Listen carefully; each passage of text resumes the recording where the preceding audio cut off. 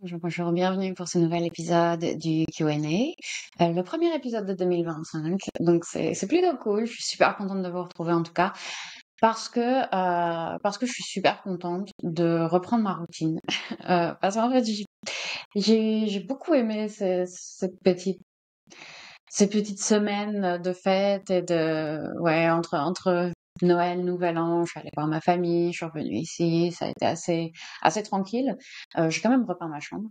Mais surtout, c'était un peu une dizaine de jours de flou, en fait, et de complet relâchement de routine, de pas de yoga. J'ai pas fait de yoga pendant plus d'une semaine, je pense, et mon corps me l'a fait ressentir très très fort. Et là, cette semaine, j'ai enfin recommencé à reprendre ma routine du matin, à reprendre le travail, et c'est un travail que j'adore. J'ai beaucoup de chance, donc ça m'a fait du bien de retrouver les membres de Yoga with Clem. Ça m'a fait du bien de recommencer le matin, à me lever un peu plus tôt, à me coucher plus tôt, à retrouver cette routine, cette structure dans ma vie. Et ça me renforce dans mes convictions aussi que la structure c'est la vie, que la routine c'est la vie, que c'est comme ça que en tout cas personnellement je me sens beaucoup mieux parce que c'est bien de se laisser porter par le flow pendant une semaine ou deux max pour moi maintenant. En tout cas, j'ai vraiment l'impression que cette routine ça m'apaise et ça me donne un équilibre en fait, une forme d'équilibre où j'ai de la productivité et où j'ai l'impression de vraiment faire quelque chose de ma vie, et en même temps j'inclus dans ma routine ces moments de nourrissement, ça se dit pas, de de de me de récupération, de repos et de nourrir mon bien-être en fait. Et c'est comme ça que je trouve mon équilibre. Bref, ça me fait vachement du bien. Voilà, je suis contente. Donc, je vous souhaite la même chose pour 2025. J'espère que l'année s'est a super bien commencé pour vous, et que vous avez retrouvé un peu de routine aussi, mais une routine positive qui vous nourrit, qui vous fait vous sentir bien. Et voilà. Et j'ai plein de questions aujourd'hui, donc je vais pas blablater pendant 5 heures. On va commencer tout de suite avec une question qui est d'ailleurs de saison, qui est bien propice à ce que je viens de vous raconter. Non, pardon, je recommence.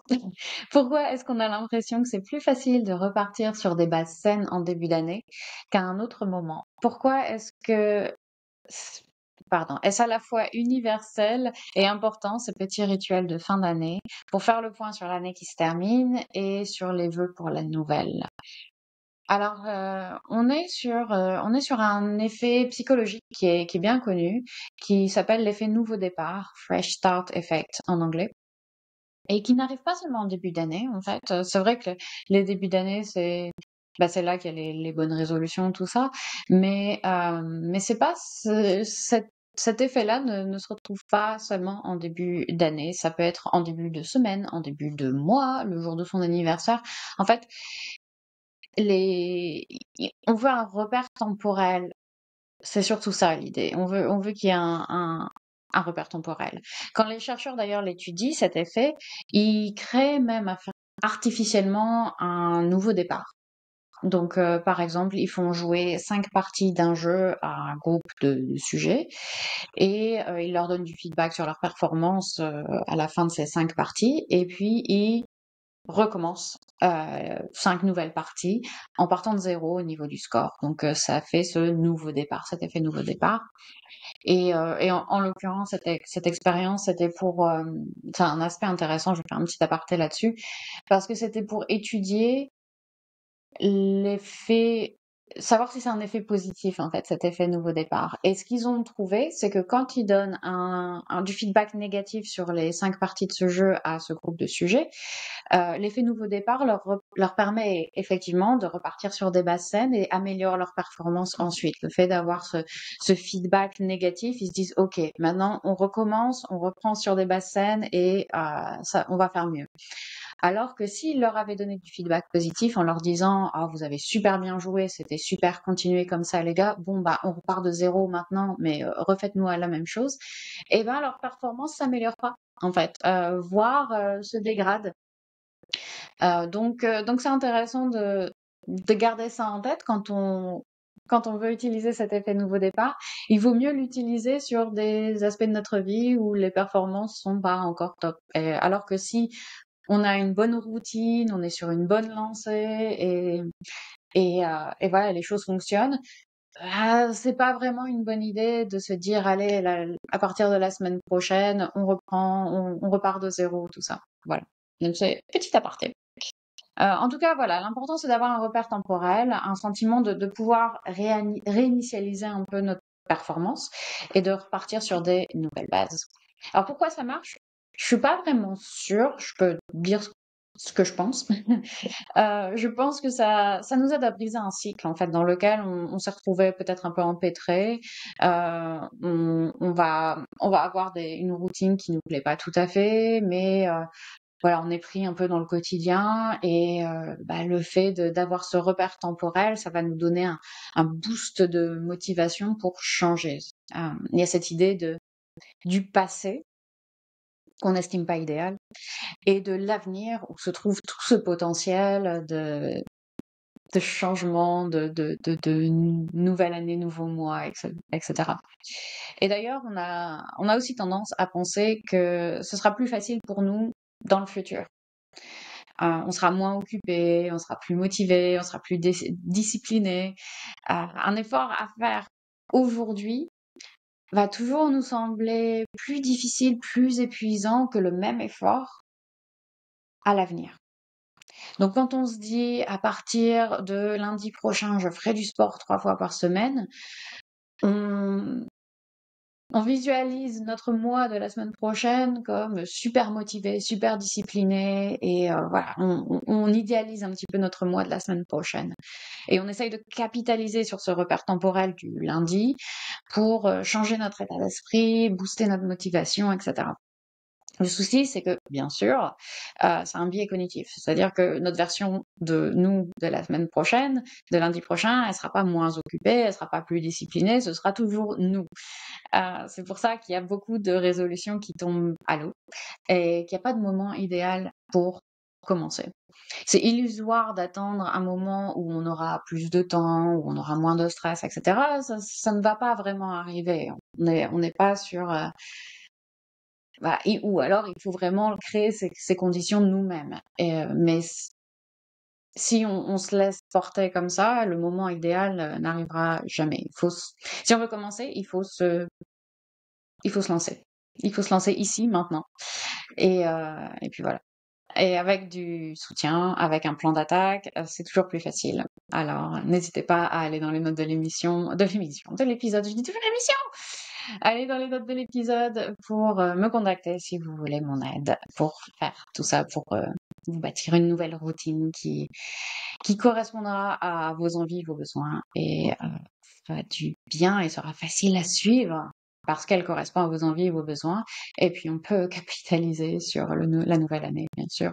Cet effet fresh start, nouveau départ qui est bien, mais que voilà, qu'il faut utiliser avec précaution. Il faut savoir dans quoi on se lance parce qu'effectivement, je pense que c'est 80% des résolutions qui tombent à l'eau au bout de 6 mois. Au bout de 6 mois, on est ambitieux déjà. Tenir 6 mois ces résolutions, c'est déjà bien. Question suivante. Comment renoncer sereinement à des projets qui nous tenaient à cœur? Comment faire un deuil, si possible constructif, et accueillir des décisions qui ne sont pas simples? Je vérifie juste une seconde que ça enregistre toujours. Ça enregistre toujours. Ok. Donc, comment faire un deuil, si possible constructif, et accueillir des décisions qui ne sont pas simples quand on renonce à un projet qui nous tenait à cœur? Alors, ça va, ma première phrase ne va pas être gaie, mais faut savoir que la vie est parsemée de deuils, de petits deuils, de gros deuils, de deuils imposés, de deuils choisis. Euh, dans tous les cas, qui ne sont en aucun cas simples, je pense que l'outil le plus efficace, ça reste la gratitude. Donc c'est un petit peu wouhou, un petit peu New Age, tout ce que vous voulez, mais j'aime bien ça quand même. J'aime bien ça parce que c'est pas seulement New Age spirituel, tout ce qu'on veut, la gratitude. C'est vraiment quelque chose d'étudié, de très scientifique. Maintenant, on a vraiment des données solides pour justifier la pratique de la gratitude. Gratitude pour ce qu'on a perdu, que ce soit un proche ou une expérience de vie, ou même parfois une partie de notre identité, parce que notre identité, l'air de rien, se renouvelle régulièrement, et quand on renonce à quelque chose, ou quand on grandit, quand on change, voilà, quand on vit des expériences de la vie, parfois on perd un bout de notre identité, et c'est pas nécessairement facile, même si c'est pour quelque chose de mieux. Donc, gratitude pour cette partie de nous qu'on laisse derrière nous, gratitude pour un proche qu'on a perdu de façon définitive ou non, gratitude pour une expérience de vie, et dans le cas où on fait le deuil de quelque chose qui ne s'est pas réalisé, gratitude pour l'espace que ça crée dans notre vie. Et je sais que tu le sais, la personne qui a posé cette question, et que tu l'as déjà fait d'ailleurs. Gratitude pour cet espace que ça crée pour le nouveau potentiel qui se dessine du coup. Dans le cadre d'un projet, voilà, auquel on renonce, qui nous tenait à cœur, quelque chose qui allait, qui allait lancer notre carrière sur une certaine trajectoire, et on décide de faire autrement. Donc je pense que beaucoup de gens se retrouvent là-dedans. Moi-même, je l'ai fait il y a pas si longtemps que ça. Il y a un peu plus de 2 ans maintenant quand même, où j'ai complètement laissé tomber la traduction pour me lancer à corps perdu dans Yoga with Clem. C'était super, je l'ai pas regretté une seule seconde. Mais il y a eu ce deuil de la Clémence qui était traductrice. C'est un bout de mon identité qui partait également. Et j'avais travaillé dur pour devenir traductrice, pour travailler dans une boîte assez prestigieuse, etc. Mais voilà, j'ai dû créer cet espace pour ce nouveau potentiel qu'a été Yoga with Clem. Donc, comme toujours, il faut s'autoriser à ressentir cette tristesse, cette frustration, la colère parfois. Donc vraiment accueillir toutes les émotions, plaisantes comme moins plaisantes, parce qu'elles sont toutes légitimes. Donc oui, on aimerait pouvoir traverser toutes les épreuves de la vie tel un moine bouddhiste, euh, et rester stoïque face à toutes les expériences négatives. Mais on est humain, et on ressent des émotions humaines, et parfois c'est messy, c'est pas beau, c'est pas toujours serein. Donc je pense qu'il est aussi important d'accueillir ça, d'accepter ça, et de s'aimer comme ça aussi, avec parfois des émotions qui sont pas très instagrammables. Voilà. Donc voilà, faut accueillir sereinement grâce à la gratitude, mais aussi ne pas se flageller si on n'accueille pas toujours tout de façon hyper sereine. Voilà. Ça, c'est juste une note importante, il me semble. Question suivante. Comment se motiver à faire des activités sportives quand notre rythme de vie est très irrégulier et ne garantit pas de pouvoir caser un jour ou deux de la semaine, toute la semaine, dédiée à ça. Toutes les semaines, pardon, dédiées à ça. J'arrive à faire mes mini-séances de yoga au quotidien, et c'est déjà beaucoup. Mais depuis que la petite est née, j'ai trop du mal à me caser des séances d'1 heure ou juste de plus de 20 minutes d'une activité physique en semaine, et ça me manque un peu là. Alors, donc ça, c'était toute la question. Et quand j'ai lu cette question, en fait, je me suis retrouvée un peu bloquée, et j'ai pas compris tout de suite pourquoi. Et après, j'ai analysé un peu plus la question et j'ai compris pourquoi. Parce que je sais pas bien comment te répondre. Parce que tu me dis deux choses. Dans un premier temps, tu me dis comment se motiver à faire des activités sportives quand le rythme est, voilà, comment se motiver. Et ensuite, tu m'expliques que tu n'arrives pas à caser des séances longues depuis la naissance de ta petite, et c'est ça le problème. C'est que tu n'arrives pas à caser des séances, ça te manque et que tu as envie de le faire. Du coup, je me demande, est-ce que c'est un problème de temps ou est-ce que c'est un problème de motivation? Parce que là, l'intervention est pas la même. Si c'est un problème de j'arrive pas à caser mes séances dans mon emploi du temps qui part un peu dans tous les sens, qui est incertain, mais j'ai envie de le faire, ça va être différent de j'arrive pas à me motiver parce que mon rythme est incertain et même si je trouvais le temps, ce serait dur, en gros. Donc si c'est un problème de temps, il va falloir voir dans un premier temps, pardon, hop, voilà. Alors, donc, si c'est un problème de temps, il va falloir voir dans un premier temps quel système de soutien tu as. C'est-à-dire, est-ce que ton partenaire peut s'occuper de la petite pendant 1 heure? Est-ce que la petite va à la crèche, etc. Donc, est-ce qu'il y a moyen de trouver des poches de temps quelque part, si c'est vraiment ça le souci. Et si aucun créneau long n'est possible, alors il va falloir se contenter de séances plus courtes pour le moment, pendant, je sais pas, peut-être encore 1 an ou 2, tout en sachant qu'il est tout à fait possible de faire quelque chose d'intense et de super efficace en 20 minutes. Ça, c'est pas la question. Voilà, des fois, oui, voilà, la vie est comme ça. On a moins de temps, on a un nouveau-né, on a plein de projets professionnels, etc. Euh, il faut caser le bien-être dans les petites poches de temps qu'on a. J'ai des membres de Yoga with Clem qui a effectivement un nouveau-né, une nouvelle-née, et un autre enfant. Et ce qu'on a fait pour elle, c'est des séances de 5 minutes. Donc j'ai fait des petites vidéos de 5 minutes. Quand elle a 5 minutes, quand elle n'a que 5 minutes, les 5 minutes, c'est toujours possible à trouver. Quand elle n'a que 5 minutes, elle fait que 5 minutes. Et quand elle a plus que 5 minutes, elle va enchaîner plusieurs séances comme ça à la suite. Et ça marche super bien pour elle. Et elle, voilà, elle se sent super bien dans son corps, dans sa tête. Et elle est au top. Donc voilà, si c'est 5 minutes, c'est 5 minutes. Si c'est 20 minutes, c'est 20 minutes. Et si tu arrives à avoir voilà, un système de soutien autour de toi qui fait que tu arrives à te caser 1 heure, super. On peut faire ça. Maintenant, si c'est un problème de motivation parce que ton rythme est irrégulier, une possibilité qui me vient en tête comme ça, ce serait de caler dans ton agenda ta séance d'exercice comme tu calerais un rendez-vous important. Et ça, c'est quelque chose qu'on fait pas assez. Et je pense qu'il serait un game changer pour beaucoup de gens, en fait. Simplement de considérer le bien-être comme aussi important que les rendez-vous professionnels qu'on peut avoir, qu'un rendez-vous médical qu'on pourrait avoir. Quand on doit aller chez le dentiste, on va toujours réussir à caser 1 heure ou plus pour un rendez-vous chez le dentiste dans son emploi du temps. Pourquoi on ne ferait pas ça avec des choses qui sont plus de l'ordre peut-être de la prévention, comme le bien-être, donc comme une séance de sport ou comme une séance de juste une sieste, comme voilà, n'importe quoi dont on a besoin. Donc même si c'est pas toujours le même jour ou la même heure, quand tu organises ta semaine, que ce soit le vendredi, le dimanche ou le lundi matin, que tu vois un petit peu les rendez-vous de la semaine, tout ça, tu décides d'1 heure qui sera dédiée à ton bien-être.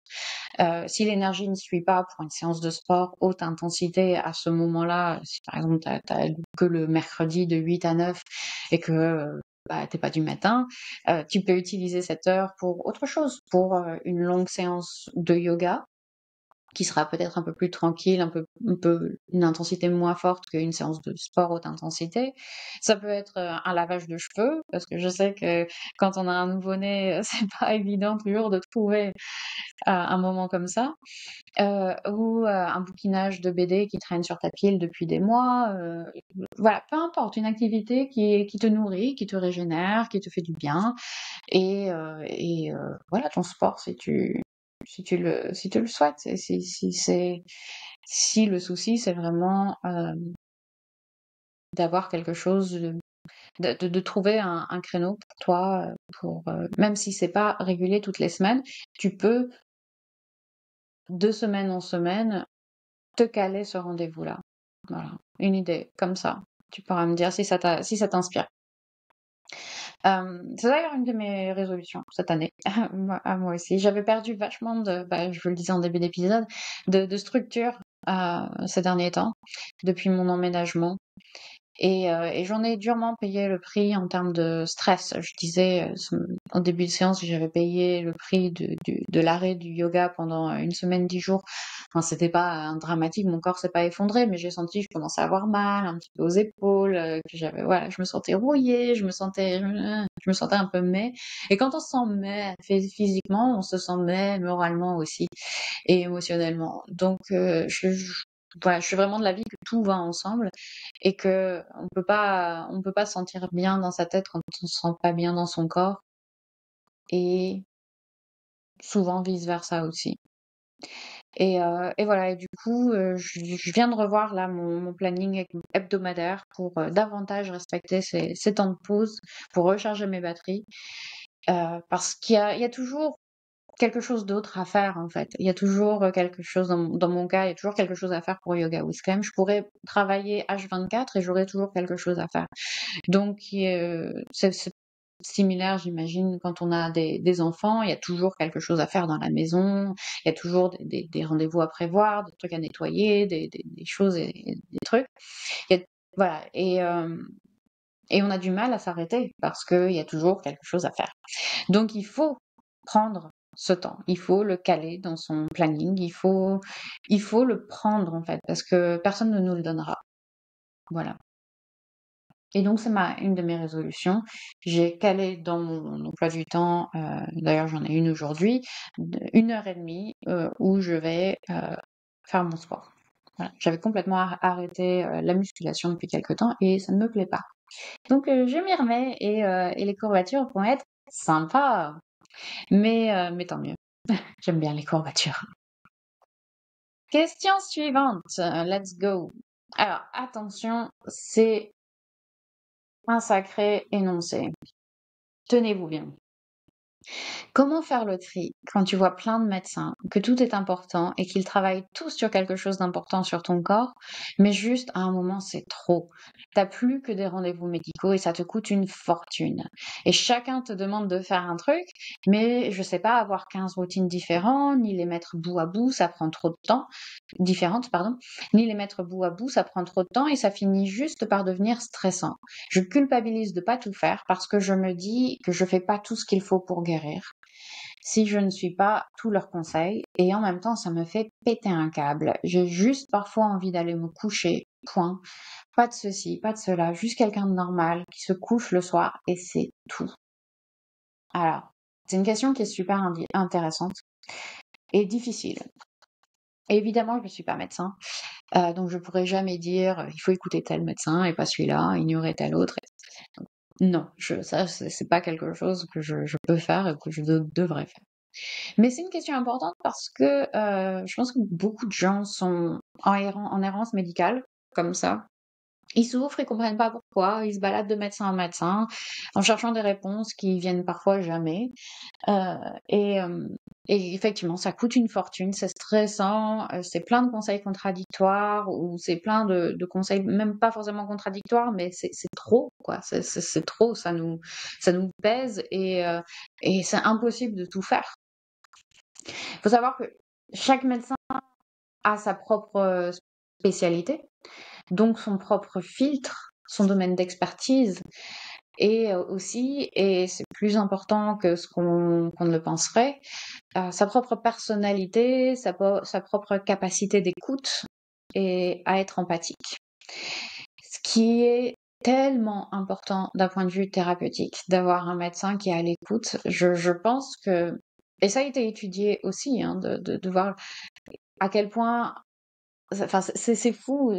Je ne sais pas si vous avez déjà entendu parler de cette étude, de voir le même traitement donné par un médecin qui va être à l'écoute, compréhensif, empathique, compassionnel, ouais, va avoir un effet tellement plus important qu'un médecin qui va être froid, distant et antipathique ou qui va manquer d'empathie. L'effet est complètement différent, alors que c'est le même médecin, le même médecin, le même médicament, la même modalité thérapeutique. L'effet va être complètement différent en fonction de la personnalité du médecin et de sa capacité d'écoute. Donc voilà, ça, encore une fois, c'est un aparté, mais c'est quand même super important et c'est important de le savoir aussi.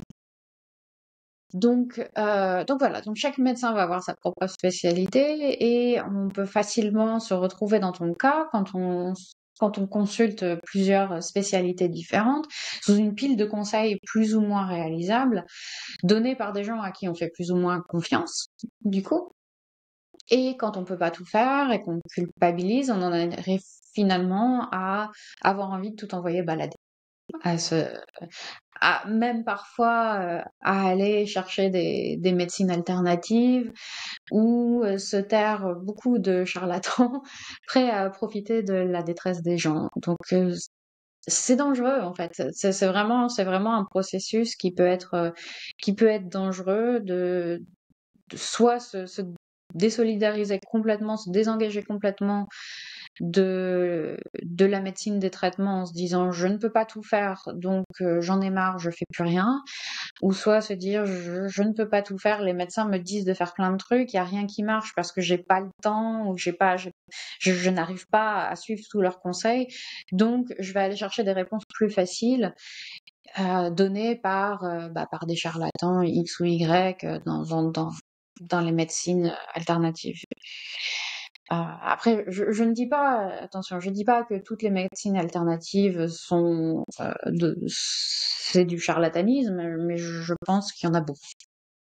Et je pense qu'il y en a beaucoup parce que justement, c'est un terreau qui est très propice à la vulnérabilité et à la recherche de solutions faciles parce que la science, le corps, tout ça, c'est pas facile, c'est complexe. Donc, si on peut nous donner une réponse qui est d'apparence facile, ça va être tentant, ça va être très très séduisant. Donc voilà, donc qu'est-ce qu'on fait? Qu'est-ce qu'on fait? Euh, je pense que je commencerai par mettre à plat tous les conseils que tu as reçus, faire une liste et de tous les conseils, de tout ce qu'on t'a dit de faire. À côté de chaque conseil, si tu te souviens, note pourquoi on t'a conseillé ça. Quel est l'effet recherché? Déjà, il y aura peut-être des doublons, des choses qui ont le même effet. Je sais pas, par exemple, je pense à un de mes membres qui avait un des membres de Yoga with Clem, qui a des soucis de douleur dans la fesse, de sciatique, et un des conseils qu'il avait reçus, c'était de renforcer les fessiers.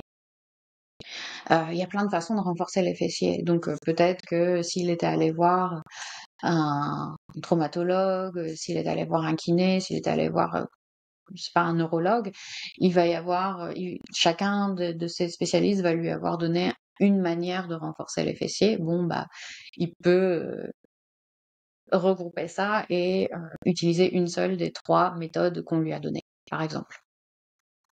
Si, quand tu fais cette liste, tu sais plus vraiment pourquoi on t'a conseillé quelque chose, je serais de l'avis de soit chercher à savoir, contacter le médecin, le thérapeute en question, soit zapper.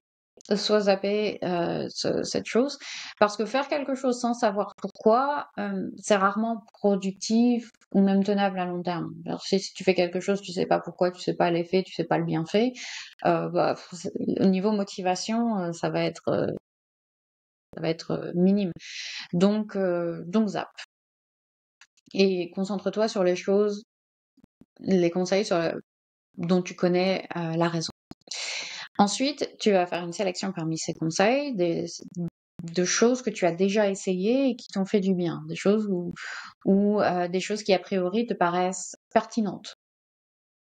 Pas nécessairement des choses que tu aimes faire, mais qui, tu le sais ou tu le sens, seront efficaces. Assemble-les, ces choses-là, ces conseils-là, en une seule routine, d'une durée réaliste.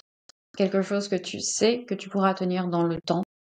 Ça peut être 10-15 minutes, ça peut être plus si tu as plus de temps, voilà, mais quelque chose que tu sais qui est tenable, que tu t'engages ensuite à suivre religieusement pendant au moins 30 jours. C'est important. 30 jours. Accorde-toi, et c'est important, des jours où tu ne la fais pas.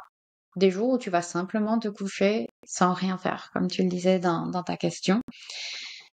Donc, voilà, ça va peut-être être une routine de 15 minutes que tu fais 5 fois par semaine, pendant 30 jours. Au bout de 30 jours, évalue. Qu'est-ce qui a bien marché? Qu'est-ce qui n'a pas bien marché? Qu'est-ce qu'on peut changer? Qu'est-ce qu'on peut ajouter? Qu'est-ce qu'on peut enlever? Qu'est-ce que tu veux continuer? Voilà. Et adapte ta routine. Tu peux repiocher dans la liste que tu avais faite au début et adapte en fonction de ce qui te fait du bien.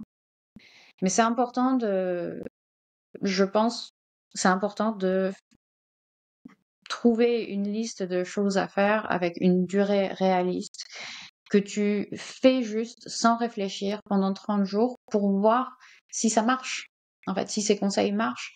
Et puis tu peux l'adapter au fur et à mesure du temps, mais voilà, se retrouver avec une routine qui ferait 1 heure et demie si tu suivais tous les conseils de tout le monde, tu sais que tu vas pas la suivre, que tu vas pas la faire tous les jours pendant 1 heure et demie, c'est impossible, c'est pas humain, c'est pas, voilà. Mais du coup, on la compresse, on trouve des choses qui sont pertinentes, des choses qui vont peut-être adresser, je sais pas, une posture ou un exercice pour chacun des problèmes que tu rencontres. Et on la tient pendant 30 jours. Et c'est important d'avoir un peu de cette régularité, de cette consistency pour que on puisse voir si ça marche et ensuite modifier. Voilà. Donc, dis-moi ce que t'en penses. Si ça te paraît bien, si ça te paraît faisable, et si tu veux qu'on voit ça ensemble aussi, tu peux tout à fait m'envoyer ta liste et puis me demander mon avis, même si, encore une fois, je ne suis pas médecin, mais voilà, je peux donner mon point de vue en tout cas, mon éclairage. Question suivante. Quel est l'impact et l'efficacité des démarches du genre Dry January? Quels conseils donnerais-tu pour accompagner ceux qui font cette démarche? Alors j'aime bien cette démarche de Dry January. Donc c'est le janvier sec, le janvier sec, le Dry January pour ceux qui ne connaissent peut-être pas, c'est le fait de s'engager à ne pas boire d'alcool pendant tout le mois de janvier, de rester sobre. J'aime bien parce qu'il y a des éléments importants qui font en sorte que ça fonctionne. En fait, ça comprend des éléments importants qui font en sorte que ça marche. C'est-à-dire que c'est limité dans le temps. Donc ça paraît tout de suite plus accessible plutôt que se dire j'arrête de boire pour toujours et à jamais. C'est limité dans le temps, donc c'est plus attirant, c'est plus séduisant. Ça commence en premier du mois, donc on a aussi cet effet nouveau départ dont je parlais tout à l'heure. Il y a l'aspect communauté aussi qui est important. On ne fait pas ça tout seul, on se sent soutenu. Et l'aspect accountability, donc le fait de tenir des comptes, oui, de tenir de compte si en plus on en parle autour de nous et qu'on coche ces petites cases sur son calendrier tous les jours, j'ai réussi, ça donne un petit boost aussi de motivation. Et puis si on partage ça sur les réseaux en plus, bah ça veut dire qu'il y a d'autres personnes qui savent qu'on le fait, donc ça va nous motiver à continuer parce qu'on se dit il y a ce potentiel que quelqu'un nous dise alors t'en es où de ton Dry January, etc. Donc il y a plein de bons éléments là-dedans. Et je pense que ça peut avoir un bel impact dans le cas, par exemple, par rapport à l'alcool, un bel impact parce que ça va mettre en lumière le fait que, c'est faisable. C'est, voilà, si on a réussi pendant un mois, bah, c'est que c'est possible de le faire pendant 2 mois, 3 mois, peut-être plus longtemps, que c'est pas quelque chose aussi insurmontable qu'on se l'imaginait peut-être avant d'essayer. Et en plus, ça peut avoir des conséquences qu'on ne soupçonnait pas. Je pense à ça parce que j'ai une de mes amies qui l'avait fait en fin d'année dernière et elle avait été super surprise de constater que Sa peau était plus belle, son ventre était plus plat, elle avait plus de ballonnement, elle dormait mieux, elle avait plus d'énergie, elle était de meilleure humeur et elle arrivait aussi à passer des bonnes soirées avec ses amis, même sans avoir ce lubrifiant social de l'alcool. Et ça l'avait vraiment surprise de voir la pléthore de bienfaits que l'arrêt complet de l'alcool avait, alors que c'était vraiment pas une grosse buveuse. En fait, elle buvait le week-end, en général au moins une bière par semaine, quoi. Mais c'était pas, elle n'en était pas à boire tous les jours, loin de là. Et pourtant, au bout de ces quelques semaines de dry, je crois que c'était dry October qu'elle avait fait, elle avait vu vraiment un changement notable. Et du coup, elle avait décidé de continuer en novembre et de limiter davantage sa consommation ensuite. Donc voilà, mon conseil, ça va être de faites-le. Faites-le et puis mettez toutes les chances de votre côté en parlant autour de vous, en utilisant tous ces petites méthodes, ces petites choses qui font que ça peut marcher, c'est-à-dire le fait de commencer, voilà, dans un repère temporel particulier, d'avoir cet effet nouveau départ, d'avoir le côté accountability en parlant autour de vous, en cochant les petites cases, tout ça, et en le limitant dans le temps. Donc, ouais, très bien, le Dry January. On recommande ici. De toute façon, on recommande tout ce qui peut limiter votre prise d'alcool, n'est-ce pas? Pour votre sommeil, c'est important. Et pour tout le reste. Pour votre peau et votre ventre plat. Si c'est ah, si c'est quelque chose qui vous attire. Question suivante. Quelle place ont les animaux de compagnie dans notre bien-être? Est-ce mesurable? Alors j'en ai déjà parlé, il y a pas mal de podcasts, mais j'en parlerai tous les jours si vous le souhaitez, parce que j'adore ce sujet-là. Mes animaux, vous le savez, sont très très importants pour moi et pour mon bien-être. Et oui, c'est mesurable. Avoir un animal, ça nous fait produire plein d'hormones du bonheur, en fait, tout simplement. En particulier l'ocytocine, qui est l'hormone de la connexion sociale. Donc, c'est celle qu'on ressent quand on fait un câlin à quelqu'un ou un chat. Quand on enlace un être qu'on aime, on a cette hormone qui renforce le lien avec cette personne-là ou cet être-là. Et cette hormone, l'ocytocine, ça diminue notre stress, notre anxiété et même notre perception de la douleur. Donc très important l'ocytocine. Faites des câlins autour de vous, très important. Elle augmente aussi notre empathie, notre confiance en nous. Enfin, c'est vraiment une hormone doudou que je recommande. Voilà, je recommande une hormone maintenant. Il y a aussi le fait que Heu, il y a eu j'ai regardé du coup, quelques études. Il y avait une étude que j'avais trouvée intéressante en particulier, ils ont donné des animaux domestiques, dans une classe d'enfants et ils ont remarqué ensuite que le fait d'avoir ces animaux domestiques dans la classe, je sais plus quels animaux c'était, je pense que c'était juste un poisson, enfin, ça c'était vraiment pas quelque chose. Un chien dans une classe, ça paraît, mais ça peut être un poisson. J'ai eu quand j'étais petite des hamsters, j'ai eu des aussi dans ma classe, comment ça s'appelle? Des phasmes. On a connu plus câlin que les phasmes, mais voilà, je sais pas pourquoi ma prof avait décidé que c'était une bonne idée en CE2. Et un jour d'ailleurs, ils se sont enfuis dans la classe et c'était un peu catastrophique parce que les phasmes, si vous voyez pas ce que c'est, ça ressemble à des brindilles. Et bref, je vais passer l'histoire. Mais ça s'est bien terminé pour les phasmes, hein, on les a retrouvés. Et du coup, ils ont constaté que ça augmentait les aptitudes sociales des enfants et même leurs compétences en lecture et que ça avait diminué l'hyperactivité des enfants. Donc ça les apaise, ça améliore la performance et ça améliore aussi les aptitudes sociales des enfants. C'est pas merveilleux ça, l'importance des animaux et ces mêmes enfants, leurs parents avaient rapporté qu'ils montraient plus d'empathie et ils étaient plus attentionnés chez eux, euh, grâce à cette présence d'animaux dans la salle de classe. Donc, ayez des animaux si vous avez des enfants, et même si vous n'en avez pas. Mais encore plus important, si vous avez des enfants, ça les rend voilà, plus apaisés et plus empathiques et plus plein de choses bien. Il y a aussi des études qui ont montré que le fait de s'occuper d'un animal nous encourage à nous occuper de nous-mêmes. Donc ça augmente notre aptitude au self-care aussi, ce qui est évidemment fantastique. Donc quand on doit se rappeler de nourrir un poisson rouge, bah, ça nous rappelle de nous aussi prendre soin de nous, de prendre nos médicaments, voilà, d'avoir ces.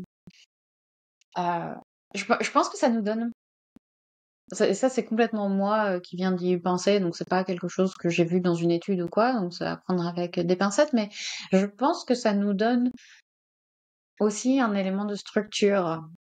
Et cette structure que vous savez qui me tient à cœur, mais vraiment je vois par exemple tous les matins je donne son médicament à mon chat, et puis je lui donne à manger, tous les matins je nettoie la cage de Crapsy, etc. Et ça donne un rythme à ma journée, et ça va aussi bah, du coup avoir cet impact sur ma routine à moi. En fait, je sais que bah, je me lève, je m'occupe de Crapsy, je donne le médicament à mon chat, et juste après, je vais prendre moi mes compléments alimentaires, je vais prendre mon petit déj. Enfin voilà, il y a toute une structure qui découle du fait de s'occuper d'un animal, et cette structure, elle est importante, je pense, pour notre santé mentale aussi. Donc voilà, plutôt que de vivre au rythme de nos envies, besoins du moment, tout ça, un peu, où mon père appelait ça une vie de patachon. Voilà, là, on a une structure et des repères. Et puis, il y a le fait que les animaux sont des maîtres de la pleine conscience. Ils vivent pleinement dans l'instant présent. Ils sont joyeux, ils ont leurs propres besoins et puis ils le font savoir. Donc ça peut nous permettre de prendre de la distance aussi avec notre discours intérieur où on a parfois un peu tendance à tourner en rond. Ils nous ramènent dans l'instant, dans le moment, dans ce qui est important maintenant. Et puis bah la joie qu'on peut ressentir quand on reçoit un animal, quand on voit un animal mignon, c'est aussi très apaisant. Je pense à justement une de mes clientes la semaine dernière. Il y avait son chien qui restait avec nous pendant le cours, et puis des fois il poussait des longs soupirs, comme si comme si il réfléchissait à tous ses problèmes de chien, et ça nous faisait marrer. Et puis elle a eu cette réflexion de me dire mes chiens ils me font toujours sourire, they always make me smile. Et, euh, et c'est vrai que mon chat ou Crapsy, ils font toujours des petites choses mignonnes ou des petites choses rigolotes comme ça qui nous donnent le sourire. Et c'est toujours un petit shot de bonheur, un petit shot d'endorphine et de dopamine. Donc voilà, c'est mesurable aussi. Et dernier point, pour ceux qui ont un chien, il y a aussi un sacré bonus, c'est que ça nous force à sortir de chez nous. Ça nous force à aller marcher dans le parc, donc ça nous fait faire de l'activité physique dehors, potentiellement dans la nature. Donc c'est quelque chose qui a un impact certain et mesurable aussi sur la santé mentale. Et puis même aussi, ça peut à augmenter notre sentiment de communauté, d'appartenance à une communauté, parce qu'on va au parc avec notre chien, on rencontre les voisins qui ont aussi un chien, on discute, blabla. Donc très important aussi. Donc oui, les animaux domestiques les animaux de compagnie ont un impact énorme sur le bien-être, et c'est complètement mesurable. Ok, 43 minutes. Bon sang. Bon, c'était un podcast de reprise. J'espère que ça vous a plu, que vous avez eu plein de réflexions qui vous ont inspiré, qui vous ont motivé à prendre soin de vous. Alors, si vous voulez mon aide, comme d'habitude, allez-y dans les notes de l'épisode. Vous pouvez me contacter, on peut voir ensemble votre routine, on peut vous faire du yoga, vous faire vous sentir bien dans votre corps, dans votre tête, et réduire votre douleur, réduire, enfin, bref, plein de choses bien, augmenter votre sommeil et avoir une routine qui vous fait du bien, tout simplement. pour cette année 2025. Je vous souhaite le meilleur et je vous dis à la semaine prochaine. Merci beaucoup pour votre écoute. À très bientôt. Bisous, bisous.